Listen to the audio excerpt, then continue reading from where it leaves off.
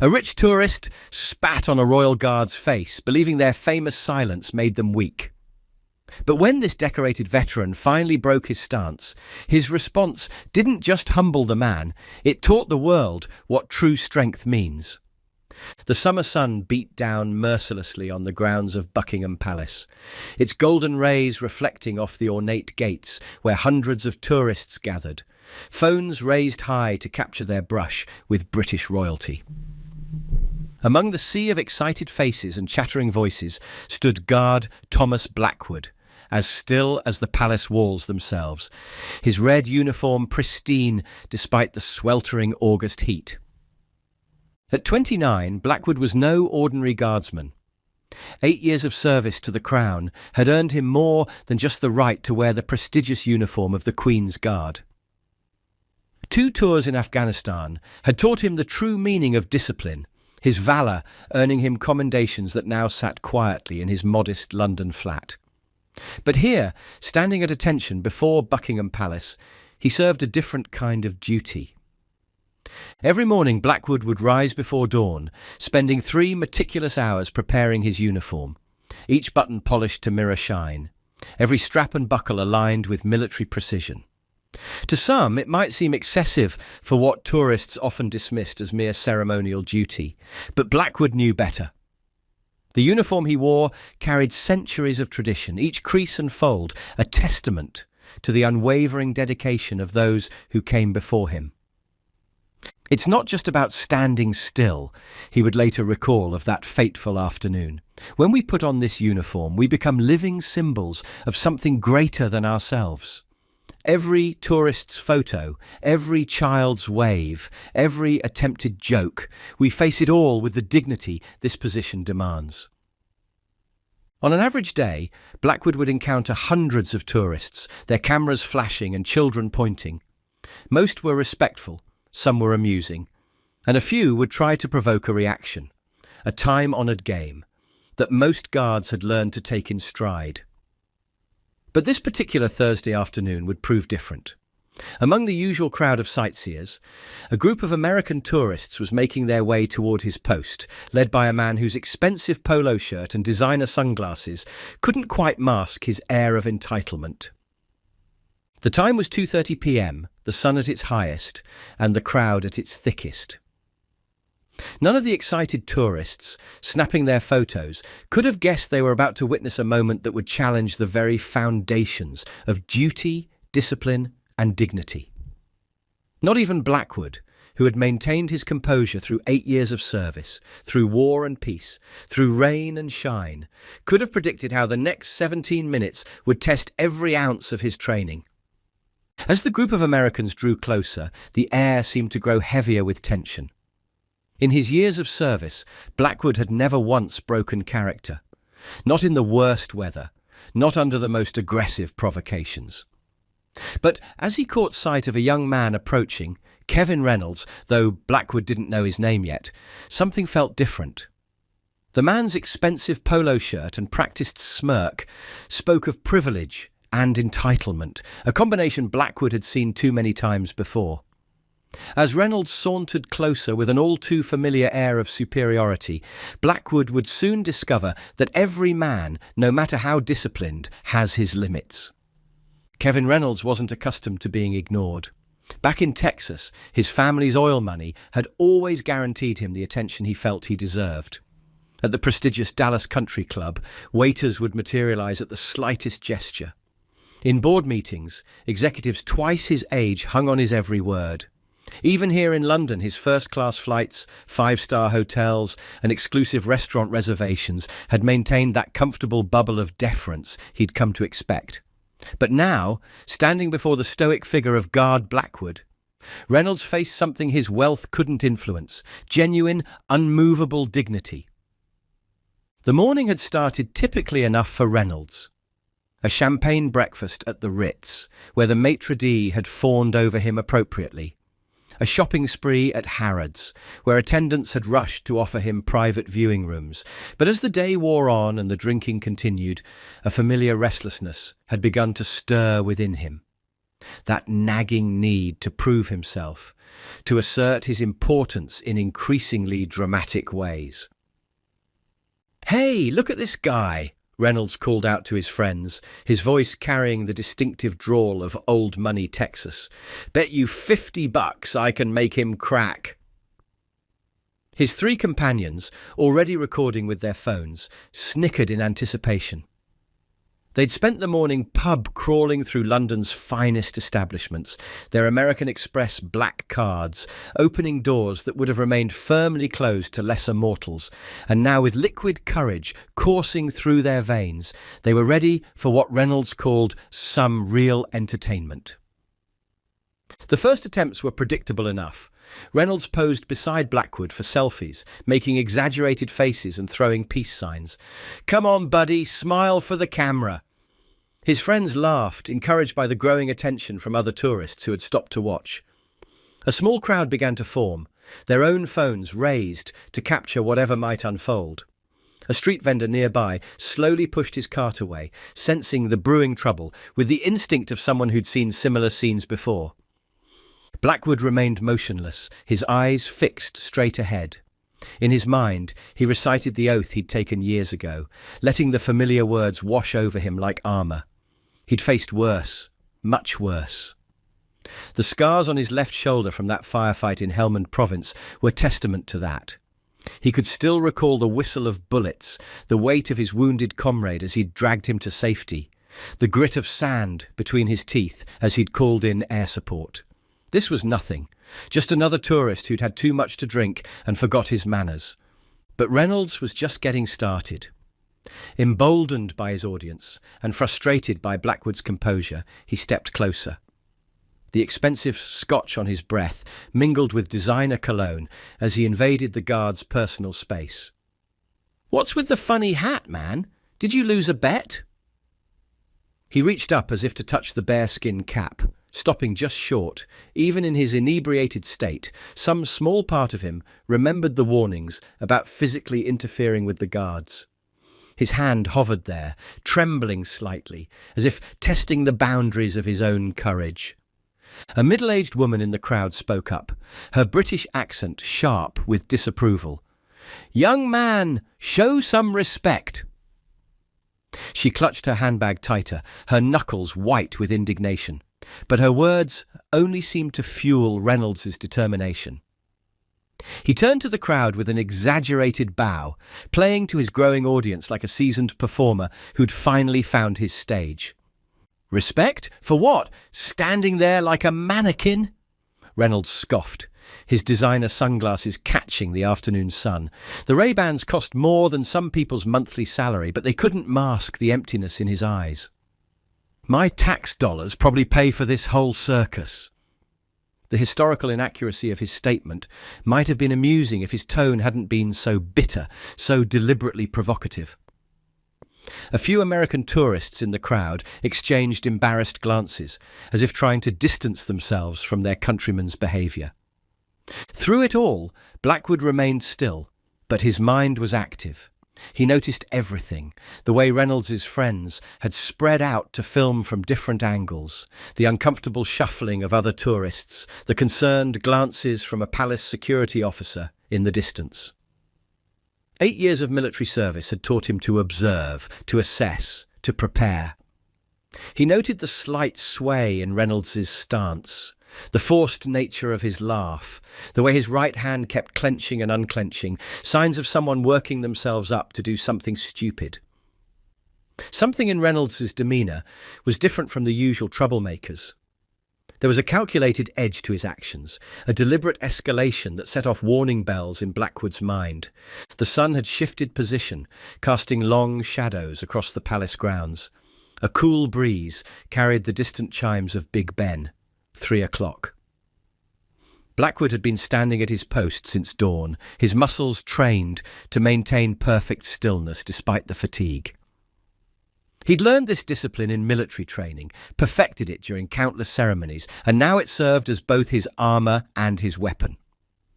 "Maybe he's broken," Reynolds announced, moving to stand directly in front of Blackwood. His expensive loafers scuffed against the pavement as he steadied himself. "Hey, robot, anyone home?" He waved his hand in front of Blackwood's face, close enough that the guard could smell the expensive scotch on his breath. Macallan, 25, if Blackwood had to guess. Not that it made the disrespect any more palatable. The crowd had grown larger now, a mix of entertained onlookers and concerned observers. Some had stopped filming, their discomfort evident in their lowered phones and averted gazes. A young couple hurried their children away, shooting disapproving looks over their shoulders. Reynolds's friends, however, were ecstatic. "This is going viral for sure," one called out, adjusting his camera angle for better coverage. He wore a Rolex that caught the sunlight with each movement. "Do the thing we talked about, Kev." Their excitement had the desperate edge of people trying too hard to believe they were having fun. A young girl, no more than 7 or 8, tugged at her mother's sleeve. Her ice cream cone was melting, forgotten in her hand as she watched the scene unfold with wide-eyed concern. "Mummy, why is that man being so mean?" The question, innocent and clear in the afternoon air, caused several onlookers to shift uncomfortably. A father pulled his son closer, whispering what appeared to be a lesson about respect. But Reynolds either didn't hear or chose to ignore it, too far gone in his performance to register the impact of his actions. Instead, he turned to his audience, arms spread wide like a showman. His polo shirt, damp with sweat despite its pristine brand name, clung to him as he swayed slightly. "Ladies and gentlemen, I think it's time we found out if these guards are actually human." His voice had taken on a theatrical quality, but there was something ugly beneath the performance. A desperate need to prove something, to assert dominance over this symbol of authority and discipline that stood before him, unflinching and unimpressed. It was the same tone he used in board meetings when belittling junior executives, at restaurants, when sending back perfectly good wine in life, when trying to fill the void his wealth couldn't touch. Blackwood felt his jaw tighten, almost imperceptibly. In Afghanistan, he'd learned to read people, to sense when a situation was about to escalate beyond the point of no return. That same instinct was screaming at him now. He could feel the weight of his ceremonial rifle, the press of his bearskin cap, the eyes of centuries of tradition watching through him, but his training held firm. He remained motionless, his eyes fixed on a point in the distance, even as Reynolds moved closer, even as the air grew thick with tension and anticipation. In his peripheral vision, he could see other tourists backing away, creating a circle of space around what was quickly becoming a moment of reckoning. What happened next would test not just Blackwood's training, but the very essence of what it meant to wear the uniform of the Queen's Guard. Reynolds, his expensive polo shirt now dampened with sweat from the afternoon heat, circled Blackwood like a predator testing its prey. But in his alcohol-addled mind, he failed to recognize one crucial detail. He wasn't the hunter here. 8 years of military service had made Blackwood acutely aware of every movement, every subtle shift in the air around him. "You know what I think?"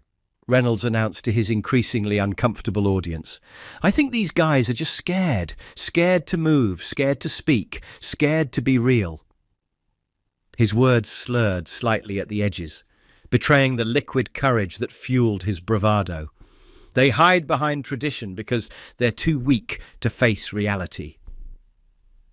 Blackwood's mind flashed briefly to a morning in Helmand Province, where he'd held his position under heavy fire for 3 hours to protect a wounded colleague.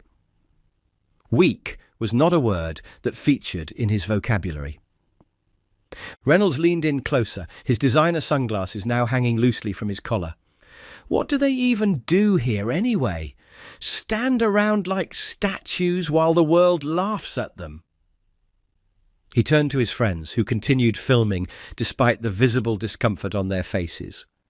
Even they seemed to sense that a line was about to be crossed. An elderly gentleman stepped forward from the crowd, his RAF veteran's pin glinting in the sunlight.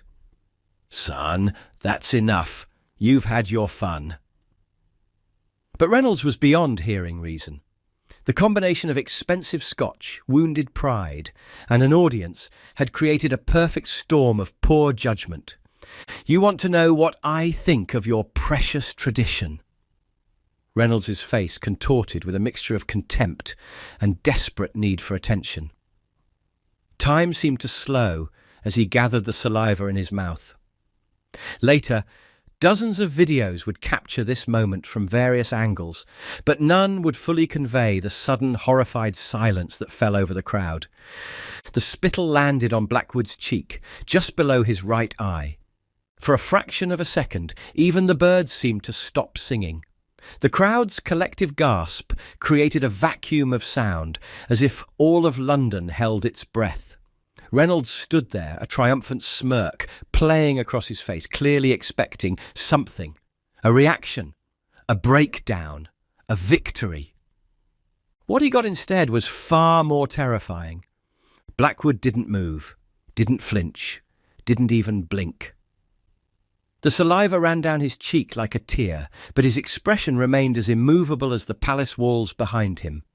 In that moment, the contrast between the two men couldn't have been starker. One swaying slightly from drink and misplaced confidence, the other standing as solid as an oak, dignity intact despite the ultimate insult. The silence was broken by the sound of running feet. Palace security had finally noticed the commotion, and uniformed officers were moving through the crowd. But it was the approaching footsteps from behind Blackwood that carried real weight, the rhythmic march of the guard captain and his patrol. Reynolds, suddenly aware that his actions might have consequences, took a stumbling step backward. His friends had lowered their phones, the reality of what they'd just filmed finally sinking in. One of them muttered, "Kev, man, what did you do?" The crowd had expanded into a full circle now, nobody wanting to stand too close to either man. Parents pulled their children back, but nobody left. They could sense that history was about to be made, though not in the way Reynolds had intended. For the first time since the incident began, Blackwood's eyes moved. They locked onto Reynolds with the same intensity that had once tracked enemy movements across Afghan mountains. In that gaze was not anger, not hatred, but something far more powerful, the weight of centuries of tradition, honour and duty, focused like a laser on one foolish soul who had dared to test its limits. Guard Captain Harrison's voice cut through the tension like a knife through butter. "Guard, stand down!" The command, delivered with quiet authority, gave Blackwood permission to do something he hadn't done in 8 hours of duty. Move. The motion was deliberate, precise, and somehow more intimidating than any sudden action could have been. Blackwood pivoted 45 degrees, came to attention, and saluted his superior with textbook precision. "Sir, permission to address the situation." "Granted." What happened next would be described by witnesses in dozens of different ways. Some would call it a speech, others a lesson, and still others would describe it as one of the most powerful moments they'd ever witnessed. But all would agree on one thing: they had never seen dignity quite like this. Blackwood reached up with a white-gloved hand and slowly wiped the spittle from his cheek. His movements were unhurried, almost ceremonial. When he spoke, his voice carried the weight of every soldier who had ever stood guard at these gates. 8 years ago, I took an oath, he began, his words clear and measured, not just to the crown, but to everything these gates represent. Tradition, honour, sacrifice. His eyes found Reynolds, who had suddenly lost all traces of his previous bravado. "While you were in that pub, working up the courage to come here and make a spectacle of yourself, I was standing guard over a history that stretches back centuries." The crowd was absolutely silent now, phones still recording but forgotten in hands that hung limply at their sides. Even Reynolds's friends had stopped their nervous shuffling. "You see this uniform?" Blackwood continued, his voice carrying across the courtyard. "Before I earned the right to wear it, I served 2 tours in Afghanistan. I've watched brothers in arms fall, defending the values you mock. This isn't a costume, sir. It's a symbol of dedication that you clearly cannot comprehend." He turned slightly, addressing the broader crowd now. Every day, we stand here not as statues or tourist attractions, but as living reminders of the discipline, honour and sacrifice that built and preserved this nation. We endure the heat, the cold, the rain, and yes, even the occasional fool who mistakes our discipline for weakness. Reynolds, attempting to salvage some dignity, opened his mouth to speak, but Captain Harrison's sharp glance silenced him immediately. 2 police officers had arrived and were standing ready, but they too seemed captivated by Blackwood's words. "You wanted to know if we're human." Blackwood's voice took on a softer tone, though it lost none of its power. "We are. We feel every insult, every joke, every attempt to break our composure. But we stand firm because that's what duty demands. Because some things in this world are bigger than personal comfort or ego. Some traditions deserve respect, even if you don't understand them." He turned back to Reynolds, who had begun to visibly shrink under the weight of the moment. "You came here hoping to create a viral video, to get your moment of internet fame. Congratulations, sir. You've succeeded, but not in the way you intended.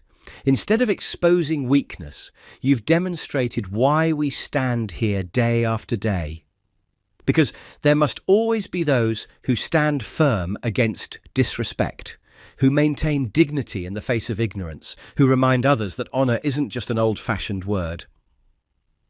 The elderly RAF veteran in the crowd nodded slowly, tears visible in his eyes.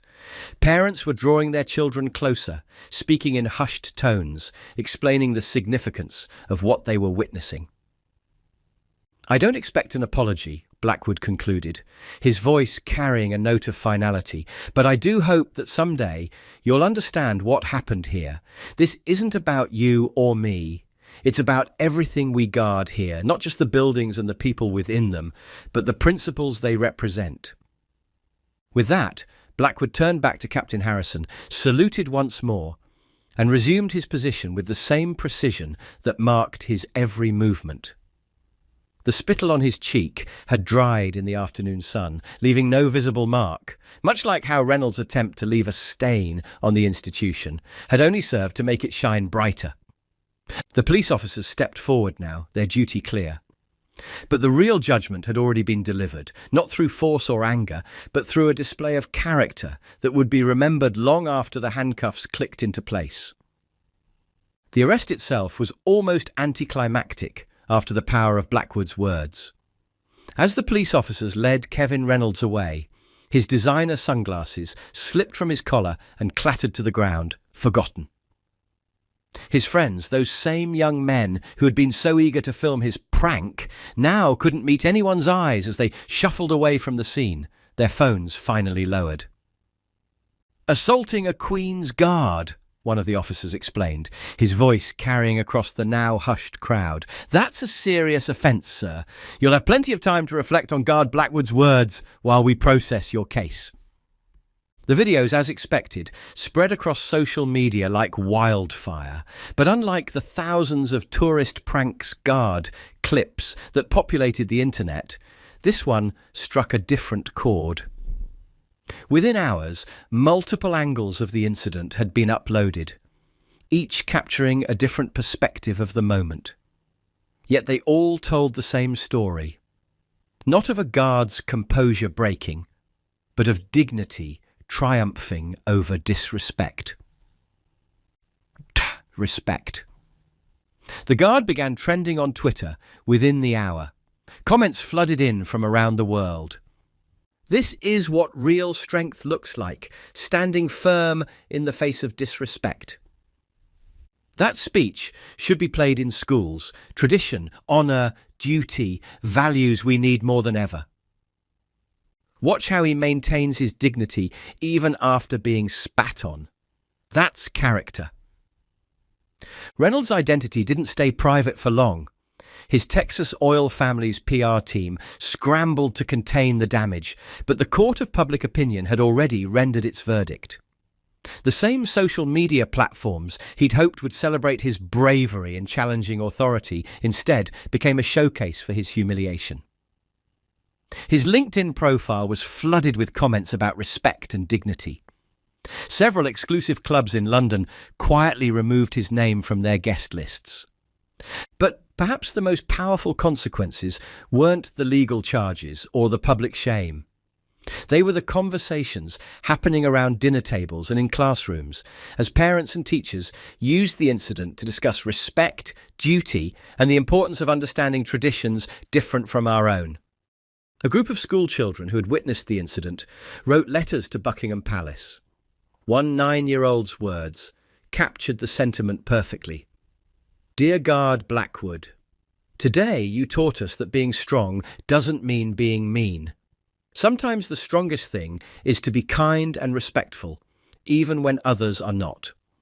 Tourism officials reported an interesting shift in visitor behaviour at Buckingham Palace in the days following the incident. Tourists still took photos with the guards, still smiled and waved, but there was a new undercurrent of respect. Parents could be heard explaining to their children not just what the guards did, but why they did it. The shallow jokes about making them laugh were replaced by genuine interest in the history and tradition they represented. Reynolds's case moved swiftly through the legal system. The judge's remarks during sentencing would later be quoted extensively. In assaulting Guard Blackwood, you didn't just attack an individual, you attacked the principles of duty, honour and respect that he represents. Your actions have served as a powerful reminder of why these values must be preserved and protected. The fine was substantial, but the requirement to perform community service at veterans' organisations would prove far more impactful. Reynolds would later admit that nothing in his privileged life had prepared him for the humbling experience of serving those who had served their country. As for Guard Blackwood's viral moment, it found its way into training materials for military units and police forces around the world. Not for his unwavering stance against provocation, but for his measured, dignified response when finally addressing it. It became a case study in how to maintain authority through character rather than force. But through it all, Blackwood remained unchanged. The next day, he resumed his post with the same dedication, the same precision, the same unwavering commitment to duty. The only difference was the added depth of respect in the eyes of those who now understood exactly what it meant to stand guard over not just a palace, but the principles it represented. What would you have done in Guard Blackwood's position? Could you maintain such dignity in the face of disrespect? Let us know your thoughts in the comments below. And here's a question to ponder. When was the last time you witnessed true strength shown through restraint rather than reaction? If this story resonated with you, don't forget to like and share it with someone who appreciates stories of dignity and honour. Subscribe to our channel for more powerful stories of tradition and respect, and hit that bell icon to never miss an upload. Remember, real strength isn't about breaking others down. It's about standing firm in your values, even when others try to break you.